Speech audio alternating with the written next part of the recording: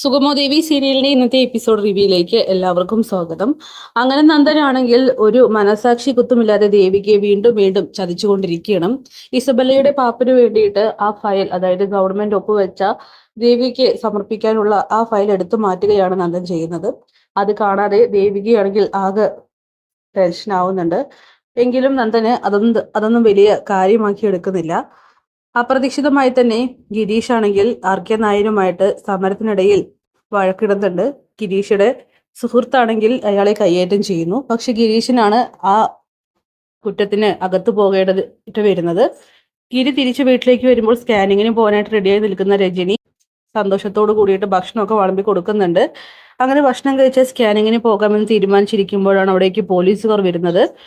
കഴിക്കുന്നതിനിടയിൽ തന്നെ ഗിരീഷിനെ അറസ്റ്റ് ചെയ്ത് കൊണ്ടുപോകാനായിട്ട് നിൽക്കുമ്പോൾ ഗിരിയുടെ അമ്മ ചോദിക്കുന്നുണ്ട്, എന്തിനാ സാറേ, എന്തിനാ കൊണ്ടുപോകുന്നത്? അവൻ ഒരു തെറ്റും ചെയ്തിട്ടില്ല എന്നൊക്കെ. ആര് പറഞ്ഞു ഒരു തെറ്റും ചെയ്തിട്ടില്ല എന്ന്?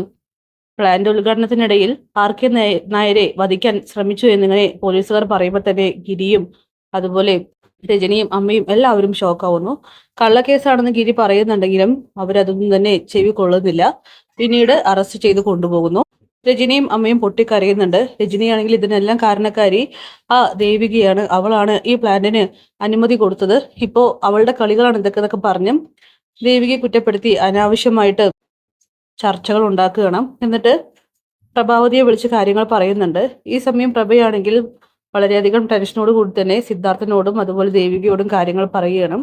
ഒരു ടെൻഷനിടയിൽ മറ്റൊരു ടെൻഷൻ കൂടി ദേവി തലയിലേറ്റി വെക്കുന്നു. ഫയല് കാണുന്നതിന്റെ ടെൻഷനിൽ അവൾ അത് തിരഞ്ഞുകൊണ്ടിരിക്കുമ്പോഴാണ് ഈ ഞെട്ടിക്കുന്ന വാർത്ത കേൾക്കുന്നത്. അങ്ങനെ സിദ്ധാർത്ഥം പറയുന്നുണ്ട്, എല്ലാവർക്കും അവരവരുടെ ഇഷ്ടമാണല്ലോ, ആ പ്ലാന്റിന് അനുമതി കൊടുക്കരുതെന്ന് കാല് പിടിച്ച് പറഞ്ഞതാ ഞാൻ. അതിന്റെ ഭാവി ഫലങ്ങൾ കണ്ടില്ലേ, ഇനി ഇതല്ല ഇതിനപ്പുറം സംഭവിക്കുമെന്നൊക്കെ പറയുമ്പോൾ ദേവികയാണെങ്കിൽ വളരെ സങ്കടത്തോട് കൂടിയിട്ട് പ്രഭാവതിയെ നോക്കുന്നുണ്ട്.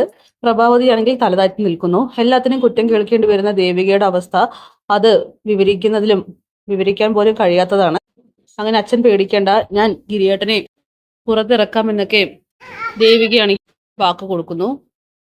എന്തായാലും ആർക്കു വേണ്ടി ബുദ്ധിമുട്ടേണ്ടതില്ലെന്ന് പറഞ്ഞുകൊണ്ട് വളരെ ദേഷ്യത്തോട് കൂടിയിട്ട് സിദ്ധാർത്ഥനും ഇറങ്ങി പോവുകയാണ്. പ്രഭാവതിയാണെങ്കിൽ ദേവികയുടെ കാല് പിടിക്കുന്നുണ്ട്. മോൾ എങ്ങനെയെങ്കിലും ഗിരീഷിനെ പുറത്തിറക്കണം. രജനിയുടെ ഇപ്പോഴത്തെ അവസ്ഥ അറിയാലോ, അവള് ആകെ ടെൻഷനായാൽ കുഞ്ഞിന്റെ അവസ്ഥ എനിക്ക് ആലോചിക്കാൻ പോലും കഴിയുന്നില്ലെന്ന് പറയുമ്പോൾ, എല്ലാം എന്നെ കൊണ്ട് ചെയ്യിപ്പിച്ചത് അമ്മയും നന്ദു അല്ലേ, എന്നിട്ടിപ്പോ എന്തായി? അയാളുടെ അഹങ്കാരത്തിനാണ് ഗിരിയേട്ടൻ ഇപ്പോ ജയിലിൽ കിടക്കുന്നത് എന്നൊക്കെ പറഞ്ഞ് അവളാണെങ്കിൽ പൊട്ടിത്തെറിക്കുന്നു.